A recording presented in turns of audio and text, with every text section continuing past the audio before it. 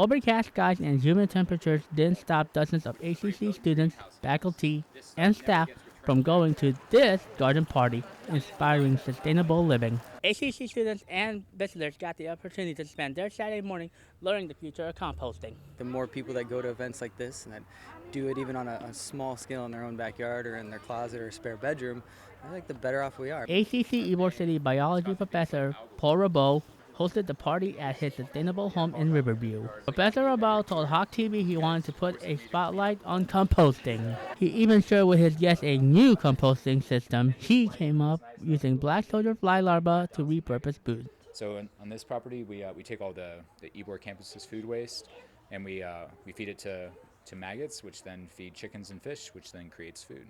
So it's a food waste to turning it back into food sort of process. If we can offset 10% of the waste that Paul was talking about earlier in the discussion, every little bit adds up. Along with a composting lesson, a little garden tour, and lunch, folks also learned about the future of composting and how creating a setup like this is not as hard as one may think. Paul's been my mentor for a while. I've just been a pupil, just trying to absorb as much of the good info that he has. He's had this garden for a pretty long while, and it's pretty cool to see the ecosystem. So I try to come out and help him as much as I can, and these garden tours are a really good spot to get the word out about what he's doing here. Minimizing waste with a food machine like this is just one of sustainable practice Rabao promotes.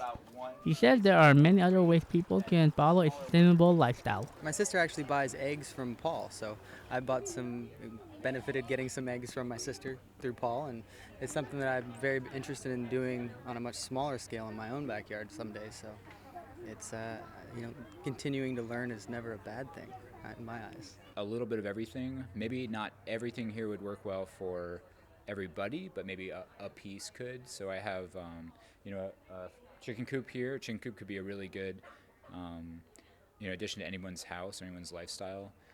It doesn't have to be as big as this one. It could be smaller. We have 25 birds running around, so it could be a lot smaller than that. You could have 5 birds or less. Not only does Professor Rabao hope to show how easy it is to live a little less waste-free, the other goal of this party was to call attention to how much an impact food waste has on our surroundings. Food has a huge environmental impact.